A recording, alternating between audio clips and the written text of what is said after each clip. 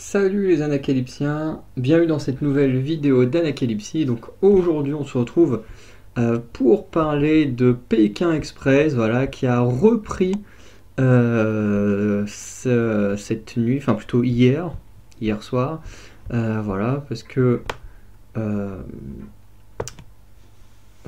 je tourne la vidéo maintenant, parce qu'hier soir j'étais beaucoup trop fatigué, j'ai été me coucher direct après l'épisode. Parce que je tenais plus, j'ai une semaine hyper fatigante et pas ma meilleure semaine, bref. Du coup, j'espère que la vidéo sortira soit ce soir, donc le vendredi ou le samedi matin, mais en tout cas la vidéo arrivera assez vite. Du coup, on revient sur ces demi-finales, voilà, qui, ma foi, étaient plutôt sympas, mais dont je pense que la pause a fait du mal, ou du moins sur mon appréciation à moi. Je ne parle pas de l'appréciation de tout le monde, mais sur mon appréciation personnelle, euh, au vu du binôme qui a été éliminé, j'avoue que je n'ai pas été autant investi que sur la période où on avait des épisodes toutes les semaines, où une fois, je crois qu'on a dû avoir une fois une pause d'une semaine pour du foot, mais ensuite on reprenait avec plusieurs épisodes à la suite. Et ça, quand c'est comme ça, bah moi j'avoue que je suis beaucoup plus investi que là. On a eu une pause de 2 semaines. Limite le jour je me dis ah oui c'est vrai, aujourd'hui on reprend Pékin Express parce que j'ai vu un truc sur internet en parler, sinon j'aurais totalement oublié. Pour moi c'est comme si la saison était finie. Donc franchement, M6, je sais pas si vous verrez cette vidéo, j'en doute très fortement, mais si c'est le cas, pour la prochaine saison, éviter de mettre autant de pauses entre, et je parle pas des pauses dans le programme, je parle vraiment de pauses entre deux épisodes, parce que, bah, en tout cas, pour moi, ça flingue l'investissement qu'il y a dans la saison. Parce que c'est la première fois, comme dirait Philippe Etchebest, c'est la première fois depuis que je regarde Pékin Express qu'on a des pauses comme ça pour le football en plein milieu de saison. Et là, on a déjà eu une pause, je crois, un peu plus tôt. Là, on a une pause de 2 semaines, c'était très long. En plus, la finale, au lieu d'être le jeudi comme d'habitude, parce qu'à nouveau, il y a un match de football, la finale va être le samedi. Bref, c'est du gros n'importe quoi. Donc, s'il vous plaît, M6, la prochaine fois, que vous savez qu'il y a, je sais pas, une Coupe d'Europe, Coupe du Monde, je sais quoi, là, avec le foot, je pense que c'est peut-être plus un tournoi européen ou du championnat de France, j'en sais rien, je déteste le foot. Enfin, j'aime bien y jouer, mais j'aime pas le regarder, ni les gens qui sont fans de foot, hein, la plupart, c'est pas les mecs les plus cool. Bref, mais comme on sait que les matchs à l'avance, quand est-ce que ça tombe, on le sait quand même à longtemps à l'avance, euh, éviter de programmer PK Express pendant un tournoi ou un championnat ou je ne sais quoi, parce que ben, pour moi ça gâche absolument tout, ça gâche l'immersion.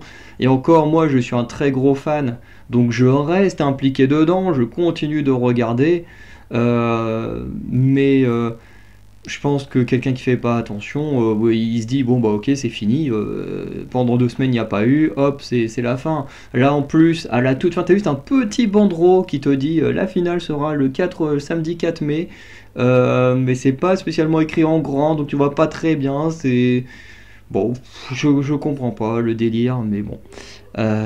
Trêve de bavardage sur la production et la programmation de Pékin Express. Tout ce que j'aimerais c'est que sur la prochaine saison, on est vraiment une saison complète d'un coup, d'un bloc, sans pause régulière. Avec koh, on a été habitué à ce que de temps en temps il y ait une pause d'une semaine ou un truc comme ça. C'est déjà arrivé plein de fois à koh, mais en même temps koh c'est vraiment très très long, c'est presque 20 semaines koh. Là à Pékin Express c'est 10 semaines. Ben, on aimerait bien avoir 10 semaines d'un coup et pas sur 15 semaines parce que bah, y a du foot à droite à gauche quoi. Bref.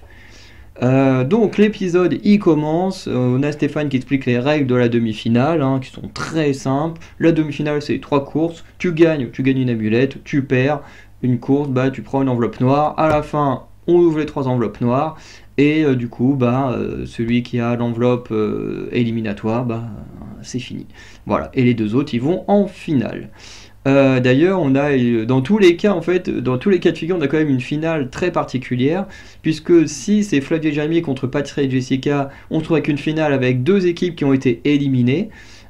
Et dans le cas où un de ces deux binômes-là se retrouve en finale contre Laura et Romain, on se retrouve également avec un cas de figure particulier, on se retrouve avec une équipe qui a été éliminée contre une équipe qui n'est pas là depuis le début. Puisque, pour ceux qui s'en souviendraient pas, parce que ça fait longtemps maintenant que Pékin Express a commencé, c'est que Romain et Laura sont arrivés à l'épisode 2, je crois, un truc comme ça, pour remplacer les Belges. Donc c'est assez les cas de figure des binômes, enfin du moins leur histoire est assez marrante. En termes d'amulettes, on fait le décompte, donc il y en a une pour Flavie et Jérémy, deux chez Jessica et Patricia, et quatre chez Romain et Laura. Voilà un petit peu comment sont placées les amulettes. On commence avec la première course. Donc en première course, on a Romain et Laura qui partent en premier. Et d'ailleurs, je crois que c'était vraiment le truc le plus dur à faire de l'épisode, je pense, hein, selon moi. Alors, surtout sur le côté physique. La deuxième épreuve était quand même plus dure, je pense, mentalement, sur se contenir. Son calme et tout ça. Le troisième jeu, je l'ai trouvé plutôt simple. Non, non, le taquin, c'est lié au deuxième. C'est quoi le dernier? Ah oui, c'est le tir à l'arc. Ouais. Bon, tir à l'arc, après ça dépend si on sait tirer à l'arc ou pas, mais je trouvais que c'était quand même beaucoup plus tranquille, et en même temps, le but, c'est pas non plus de leur en mettre plein la gueule à chaque fois. Non plus. Bref. Du coup, Flavie et Jérémy partent en deuxième, les Corses sont dernières. On a un panneau voiture interdite. Entre deux, le classement il change un peu. Romain et Laura arrivent les premiers. Et en gros, il y a un trek de 3 km dans lequel ils doivent porter des sacs de riz avec un certain nombre de trous, qui allant 10, 15 et 20 trous, mais ils ne choisissent pas, c'est pas... parce que ça dépend des épreuves ou des saisons, alors pas forcément sur la demi-finale, hein, je parle en général, mais ça arrive des fois que tu arrives, panneau voiture interdite, pouf, tu choisis ton véhicule. C'est déjà arrivé qu'il y avait un peu des véhicules du genre, t'avais le vélo, t'avais la Rosalie, des trucs comme ça. Le premier arrivé, il prenait ce qu'il voulait, donc en général... je me souviens plus dans quelle saison c'était, mais certains se souviendront sûrement de quoi je parle. Mais t'arrives là, forcément, tu prends les vélos les plus performants, et après, les autres ils se démerdent, soit ils prennent Rosalie, soit ils prennent des vélos pour enfants, et puis voilà. Et des fois, ça fait comme pour hier soir, où du coup tu ne choisis pas, t'as des enveloppes, tu en tires une, et soit t'as de la chance, soit t'en as pas. Et du coup, Romain et Laura qui sont arrivés les premiers, tirent l'enveloppe avec le sac à 15 trous. Voilà, et ils partent avec. Les Corses qui entre deux avaient dépassé les Suisses tirent le sac à 20 trous. Et du coup, Flavie et Jérémy, qui sont arrivés en dernier au panneau voiture interdite, eux tirent le sac à 10 trous. Ce qui, au final, n'aura pas vraiment d'impact. Puisque les trois binômes arrivent petit à petit au lieu de l'épreuve. Puisque le trek, c'est même pas la fin. Le trek, ça t'amène juste à une épreuve. Et en gros... la quantité de riz qui te reste détermine comment tu vas jouer ton épreuve. L'épreuve c'est quoi? C'est t'as un qui joue l'aveugle, l'autre qui joue le guideur. Celui qui est aveuglé il se trouve à 25 mètres, oui c'est ça, à 25 mètres d'un poteau. Ce poteau à 6 mètres de hauteur, il y a globalement un filet, et en gros la quantité de riz que tu ramènes détermine la taille du filet. Moins tu ramènes de riz, plus ton filet est petit, et plus tu ramènes de riz, plus ton filet est grand, et donc plus facile à viser. Parce que celui qui est aveugle doit lancer des petits sacs de riz, enfin un petit sac de riz, parce qu'un seul devrait suffire. Mais voilà, doit l'envoyer dans le filet pour valider le départ de l'épreuve. Du coup, j'ai noté que Romain et Laura ont ramené 11 kg, Flavie et Jérémy ont ramené 10 kg, et Patricia et Jessica ont ramené 8 kg sur 35 kg qu'il y avait dans le sac de base. Et je pense que beaucoup en ont perdu énormément sur le début, et petit à petit ont trouvé des bonnes stratégies. Mais dans tous les cas, les trois ont exactement le même filet pour tirer dedans. On remarque pendant l'épreuve que Jérémy est celui qui, globalement, en termes de pourcentage, vise le mieux, mais pourtant c'est bien le dernier qui réussira à mettre son sac dans le filet. C'est Romain et Laura qui repartiront en premier après un un petit clash entre les deux, un gros pétage de câble côté surtout Romain, voilà, qui va même dire un petit ta gueule à Laura. Alors je sais pas si il a fait exprès de pas le dire fort pour que Laura l'entende pas, je sais pas trop, mais en tout cas il a pas trop osé le dire trop fort parce que elle est là. Heureusement que j'ai pas entendu, vous savez, quand ils sont face cam, c'était assez marrant. Voilà, parce que on sent dans ces moments-là, tu vois, c'est pas comme koh où quand il y a des pétages de câble, c'est vraiment on se rentre dedans, il y a un ras-le-bol de la personne. Là, ça pète un câble, mais tu sens que les gens quand même ils s'aiment bien, c'est juste que bah voilà, la situation fait que voilà, ça s'énerve un peu. Du coup ensuite Patricia et Jessica, alors je sais plus si c'est Patricia ou Jessica qui lançait les trucs, mais qui galérait le plus, hein. Elle en a même envoyé plein derrière elle, finalement elles partent en deuxième et Jérémy réussit en troisième. Au final les trois voitures repartent vers Stéphane, mais ça va pas changer la course, hein, voilà. Romain et Laura vont arriver premiers et gagner leur cinquième amulette.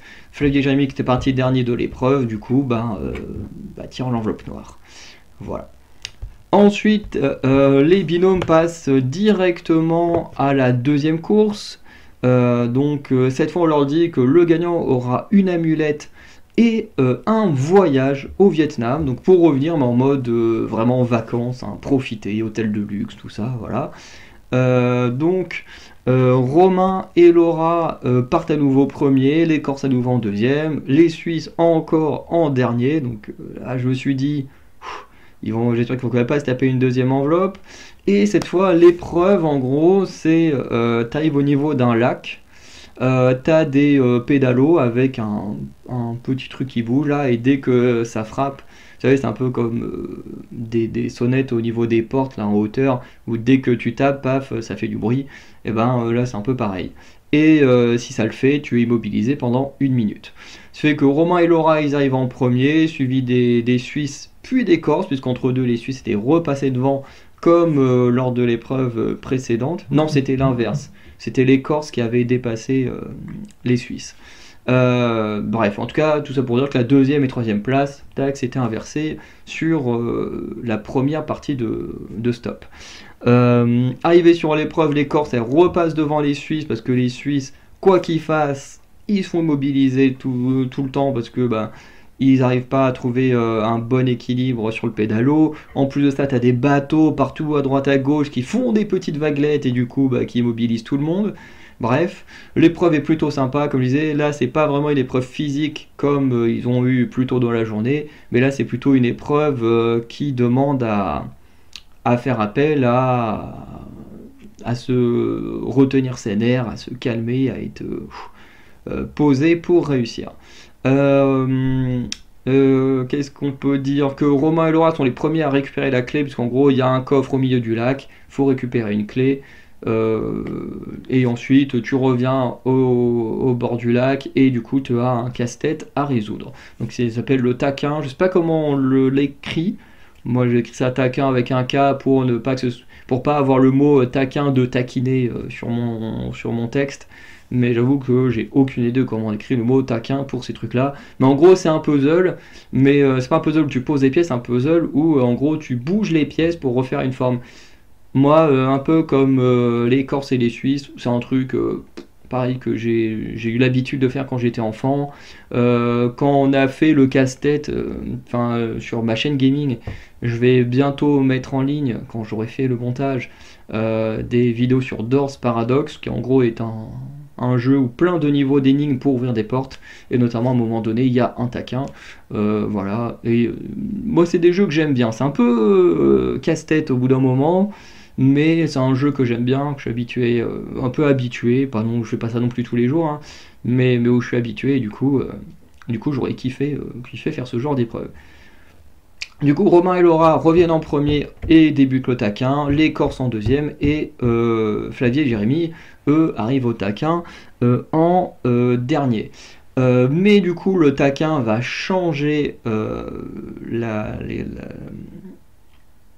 les places dans la course, puisque les Corses vont finir le casse-tête en un temps record. Je sais plus si c'est Patricia ou Jessica qui a l'habitude d'en faire, du coup ou qui a eu l'habitude d'en faire, du coup qui va le faire en quelques minutes et repartir. Flavie et Jérémy qui avaient pris beaucoup de retard. Pareil, Flavie, elle est habituée au taquin et elle c'est encore plus drôle parce que elle fait son truc et tout, il y a mon à Jérémy, il fait oui, mais regarde le modèle, puis elle tourne la tête, fait ah, mais il y avait un modèle.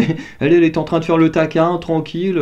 Je crois qu'elle dit un truc genre mode oh, ça doit être un tigre ou un truc comme ça. Elle t'a jamais fait bah oui, regarde le modèle. Et elle est en train de faire le truc, elle se rendait même pas compte qu'il y avait un mec à côté avec le modèle dans les bras. Bon. Mais ça va pas l'empêcher de finir pareil très vite, et du coup Flavie et Jérémy repartent en deuxième, tandis que Romain et Laura, qui avaient été premiers et dominé la course depuis le début, voilà, ils ont gagné l'amulette la veille, là ils partent en premier, ils récupèrent la clé en premier, ils arrivent au taquet en premier, et au final ils en repartent en dernier. Donc là, ce casse-tête, comme l'appelle Stéphane, aura été fatal à Romain et Laura, puisque en effet, quand ils arrivent à Stéphane, on découvre que les Corses remportent l'amulette et le voyage. Donc très cool pour elle. Et Romain et Laura, du coup, terminent dernier et tirent l'enveloppe noire. Ce qui fait qu'ensuite on a la partie, vous savez que moi j'aime le moins à Pékin Express, c'est la partie trouver un foyer, voilà, la vie au foyer. Alors c'est toujours très sympa de voir, mais c'est pas ce qui m'intéresse le plus. D'ailleurs, j'ai pas beaucoup de souvenirs de ce qui s'y est passé. Je me souviens de Flavie et Jérémy qui, eux, ont trouvé un logement, sont restés au niveau du logement. Que je crois qu'il y a une dame qui a joué un instrument, un truc comme ça. Bon, c'était sympa. Romain et Laura, je me souviens plus du tout de ce qu'ils ont vécu. J'essaie de réfléchir, je me souviens pas. J'ai que des souvenirs en fait de Patricia et Jessica qui étaient rentrées dans un salon de massage et tout, où elles sont restées, où elles se sont fait masser. C'était très drôle parce qu'elles disaient putain, c'est pire massage et tout. On te met de l'eau dans les oreilles, t'as l'impression qu'on est en train de te frapper sur la tête et tout. C'était vraiment très drôle de vivre le passage de, de Jessica et Patricia. Par contre, effectivement, Romain et Laura, plus j'essaye d'y réfléchir, moins je m'en souviens. Donc voilà. Mais en même temps, c'est parce que c'était passages où, en général, je suis un peu moins concentré, parce que ça m'intéresse un peu moins. Et voilà. Et c'est vrai qu'en général, c'est pas les moments.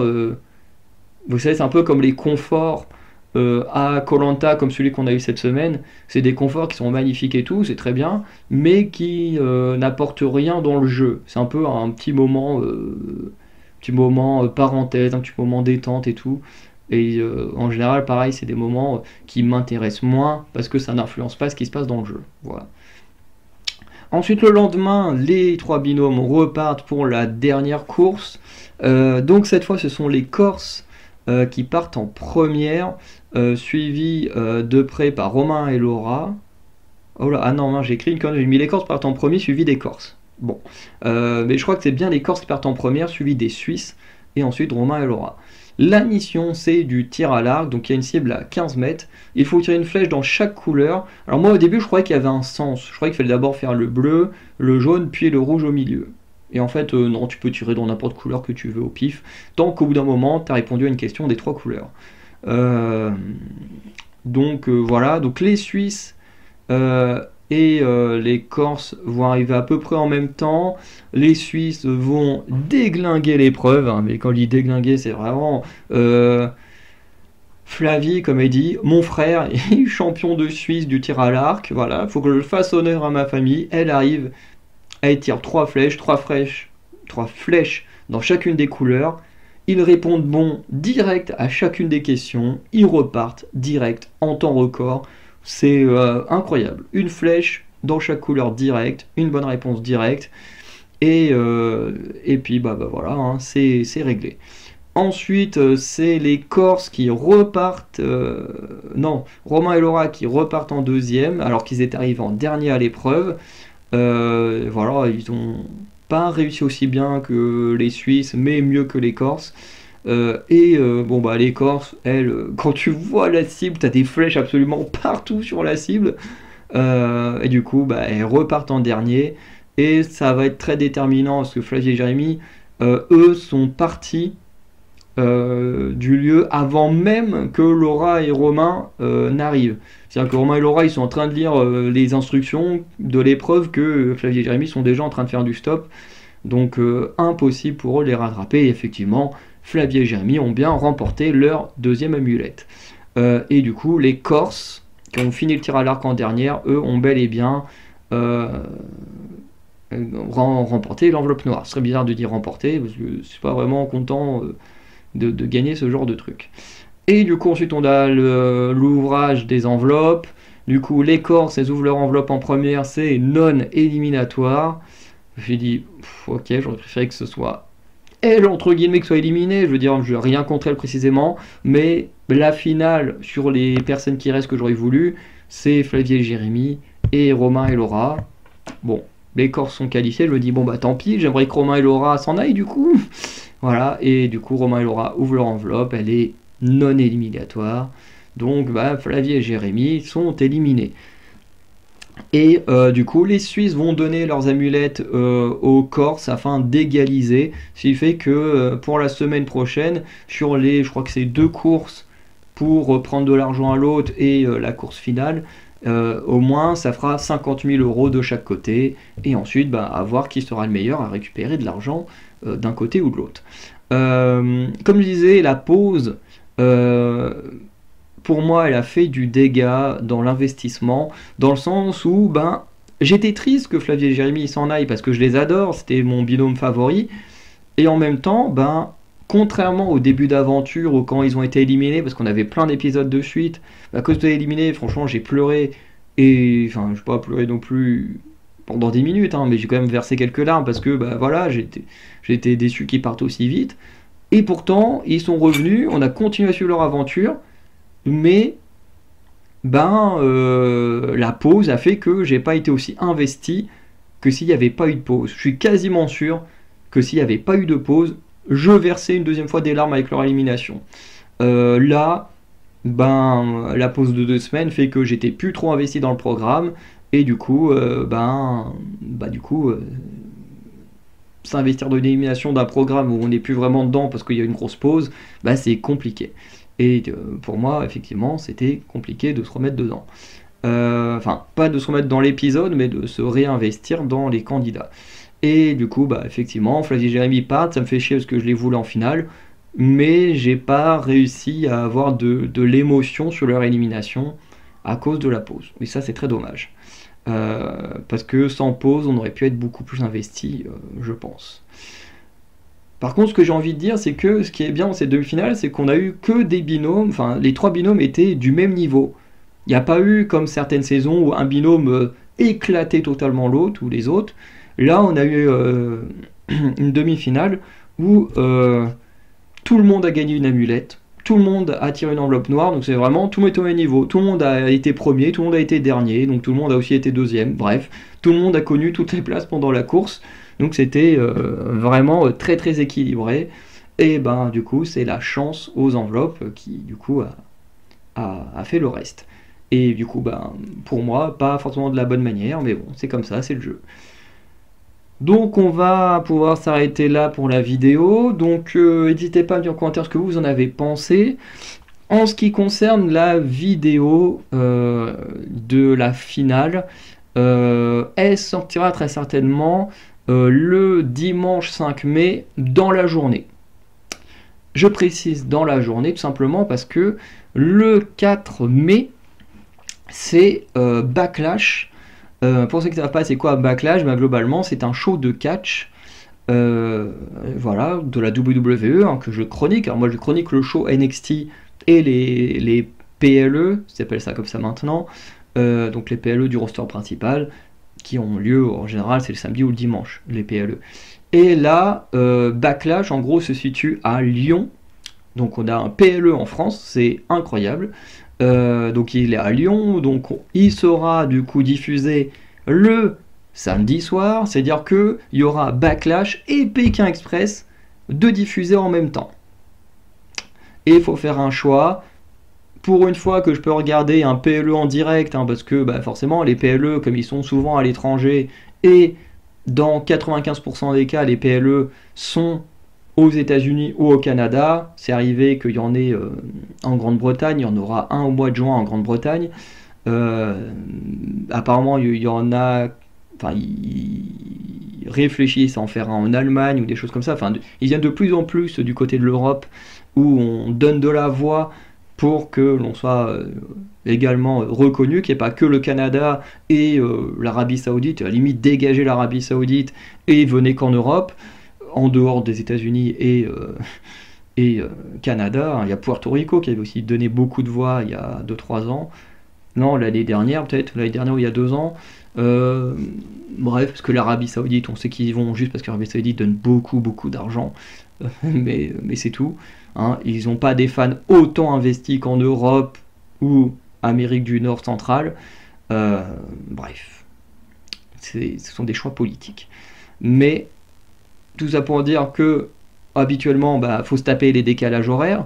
Donc, se taper les décalages horaires des États-Unis ou le Canada, c'est-à-dire que quand ils te font un show qui est à 21h chez eux, chez nous, ça commence à 2-3 heures du mat. Donc là, pouvoir regarder un PLE, du coup, qui est en direct parce que ça se passe dans mon pays, dans d'autres pays, c'est beaucoup mieux parce que on peut vraiment le suivre en direct sans se taper la fatigue d'avoir attendu jusqu'à 2h du mat pour que ça commence. Donc, je vais prioriser Backlash, hein, je vous le dis tout de suite, je vais prioriser Backlash. Si j'ai le temps, j'enregistrerai ma vidéo de Backlash juste après le show. Et si j'ai pas le temps, je l'enregistrerai le dimanche matin. Du coup, je regarderai Pékin Express le dimanche matin. Et du coup, je ferai la vidéo par la suite. Et du coup, elle sortira que dans le dimanche après-midi, dimanche soir, au plus tard. Surtout que c'est un week-end où je serai ici, là où vous me voyez, donc où je ne serai pas pris par des activités à faire avec ma famille et tout. Donc je serai déjà beaucoup plus libre de faire ma vidéo, mes vidéos comme je veux. Et regarder mes shows comme je veux aussi. Bref. Donc voilà. Tout ça pour dire que même si la vidéo aurait pu sortir le dimanche matin, elle sortira que dans la journée parce que je vais prioriser la sortie de Backlash à Lyon. Voilà, parce que comme ça se passe chez nous, je peux le voir en direct et j'ai très hâte. Voilà. Donc, je vous souhaite une bonne soirée. On se retrouve la semaine prochaine, donc avec l'épisode de Koh-Lanta, comme d'habitude, qui sortira très certainement le mercredi. Hein, voilà. Et puis, du coup, l'épisode de Pékin Express, la finale, du coup, qui lui sortira le dimanche dans la journée. Voilà. Et pour ceux que ça intéresse de voir mes vidéos de catch, n'hésitez pas à aller checker. Hein. Pour une fois qu'on a un show qui se passe en France, autant aller voir s'ils nous ont régalé pour leur venue en France. Allez, passez une bonne journée ou une bonne soirée, je vous dis à très bientôt. Ciao tout le monde.